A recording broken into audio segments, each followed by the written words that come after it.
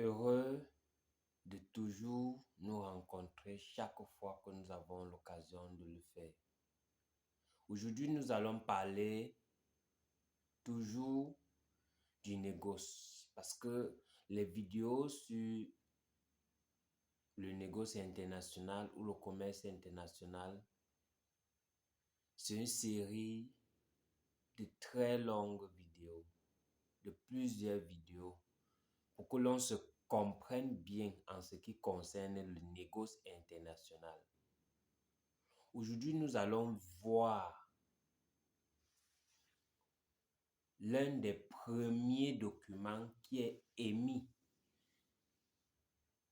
sans lequel le vendeur ne peut pas être sûr qu'il y aura l'achat.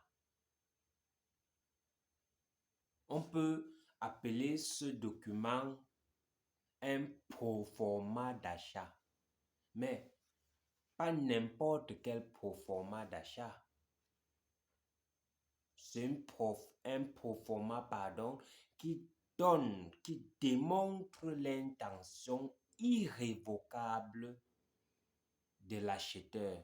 Parce qu'il ne suffit pas seulement de dire que oui, allô, oui, je veux acheter. Oui. Non, tu ne peux pas seulement dire je veux acheter. Tu dois émettre un document. Ici, on appelle ce document l'ICPO. ICPO. Irrevocable Purchase Order. C'est un document irrévocable émis par l'acheteur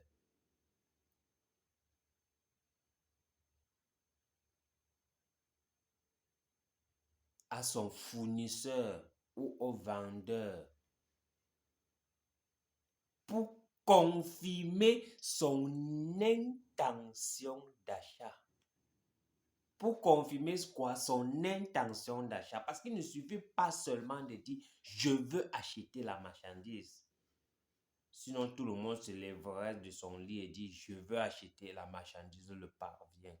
Non, ça ne se passe pas comme ça au niveau du négoce international.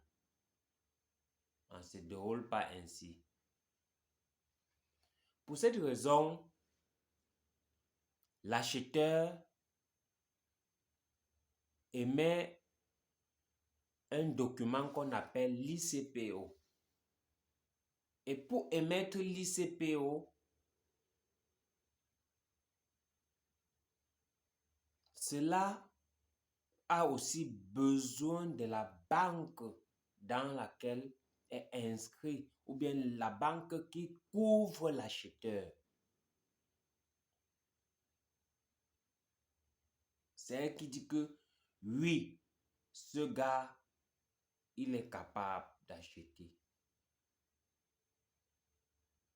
À travers quel on peut mettre le document. Et elle ne peut être révocable que si les deux parties s'entendent. On peut même dire les trois, avec au milieu la banque émettrice. Elle ne peut être révocable que si les deux parties s'entendent. L'acheteur et le vendeur, plus la banque au milieu, puisqu'il y a toujours une banque. On ne peut pas faire les grosses transactions financières internationales sans qu'une banque n'intervienne. Ça ne se peut pas, ça ne se fait pas. Du moins, pas à ma connaissance, sinon ce sont les petites transactions locales, oui. Là, peut-être les liquidités peuvent intervenir directement. Mais on ne peut pas faire le commerce international ou le négoce international sans ce document.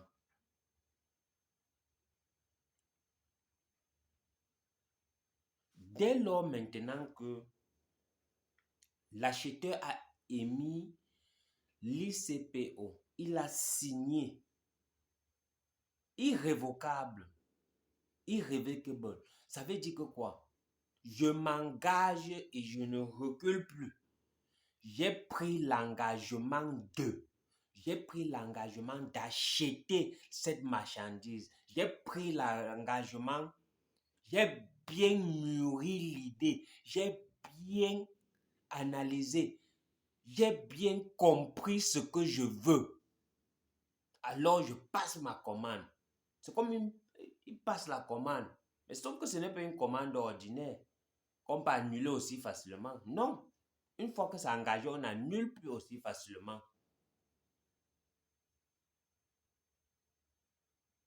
Et il y a également, à côté, dès lors qu'on a commencé, nous pouvons voir ce monsieur qu'on appelle lettre de crédit irrévocable. Ils aiment bien les termes irrévocables dans le commerce international parce que ça montre l'engagement.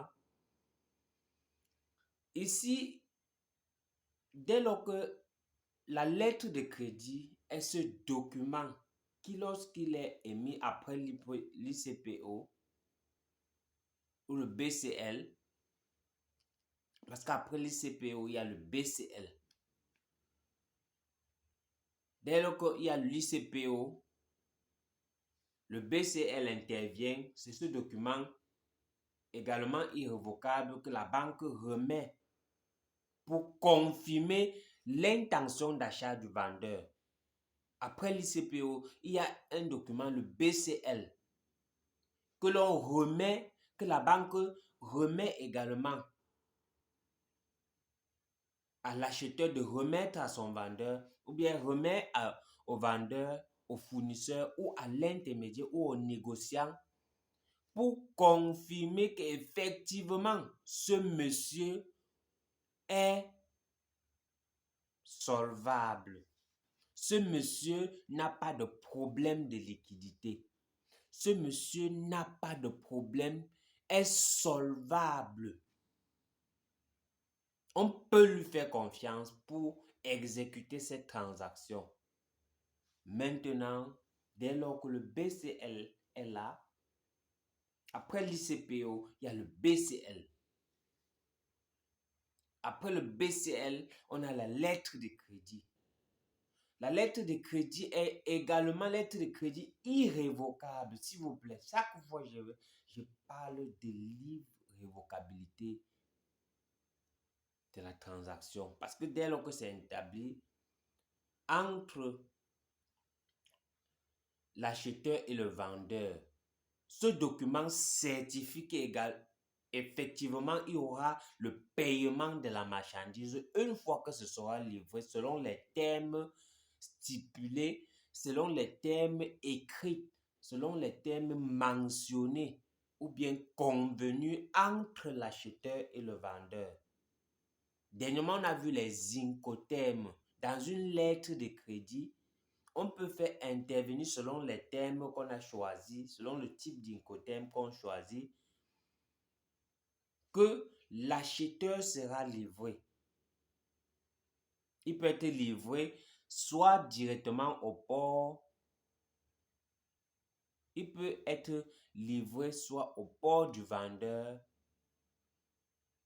soit à son port avant de dédouaner la marchandise et être payé.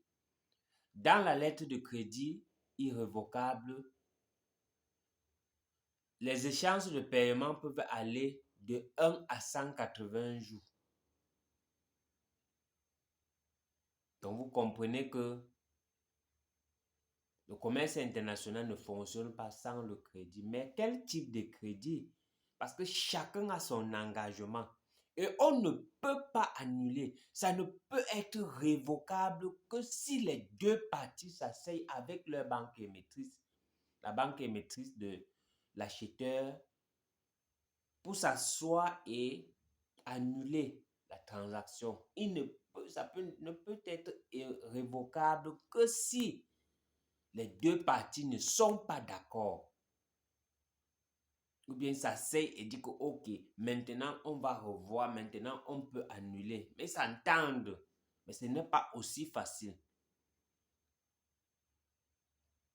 Parce que tout ça, ce sont les documents juridiques. Ce que je voulais mentionner, ce sont les documents juridiques. Et vous comprenez avec moi ce que, quand on dit les documents juridiques, quand il faut l'annuler, quand il faut le révoquer, on fait appel aux juridictions compétentes dans ce domaine. La Chambre internationale du commerce peut également intervenir, puisque ce sont les grosses transactions, les 15 000 tonnes, 50 000 tonnes, 170 000 tonnes. Vous comprenez que ce sont des gros montants d'argent qui fonctionnent ici.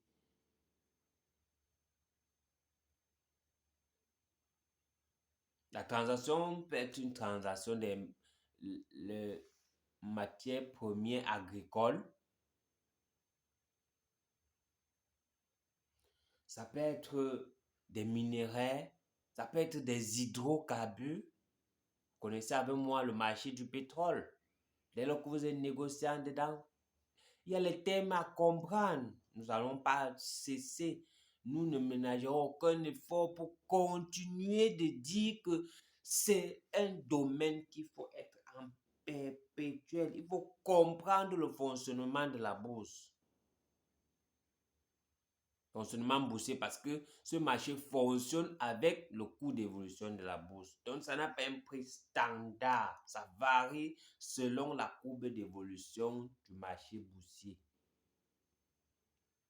Donc, une fois que la lettre de crédit est là, dans la lettre de crédit, il y a l'engagement du vendeur, l'engagement de l'acheteur.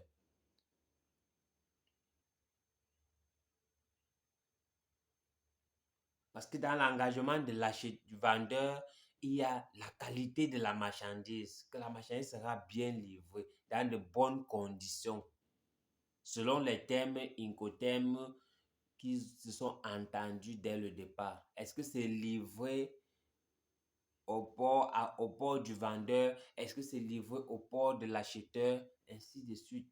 Ils s'entendent. Combien est-ce que les échéances de paiement dans la lettre de crédit, c'est à partir de combien de jours après? Est-ce que c'est 30 jours? Est-ce que c'est 180 jours? Est-ce que c'est 20 jours? Est-ce que c'est 10 jours? Est-ce que c'est des réceptions de la marchandise? Là, ils s'entendent. Donc, la lettre de crédit ne peut pas s'annuler. Parce que dès lors que l'ICPO est émise, le BCL est émise, la lettre de crédit est établie, tous ces trois, donc toute personne qui doit s'engager, il y a d'abord un certain nombre de questionnements qui doivent aller envers lui. Est-ce que je veux vraiment importer, pardon? S'il répond bien à cette question, ok, il peut s'engager. Et il y a un processus à suivre. Il y a les étapes, les documents à signer. Et ce sont ces documents qui le protègent et qui protègent également le vendeur. Il y a les responsabilités de chacun. Chacun a ses responsabilités pour que ce contrat soit bien exécuté. On peut dire que c'est comme un contrat de vente et d'achat. L'un étant l'importateur, l'autre étant l'exportateur. L'un étant client, l'autre étant fournisseur. Selon qu'on soit importateur ou exportateur.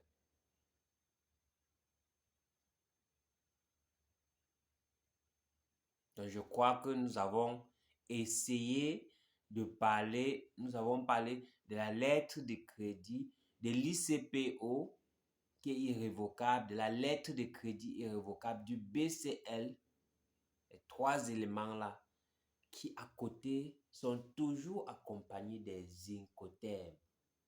À bon entendeur, salut. À la prochaine, abonnez-vous, likez et partagez. Merci.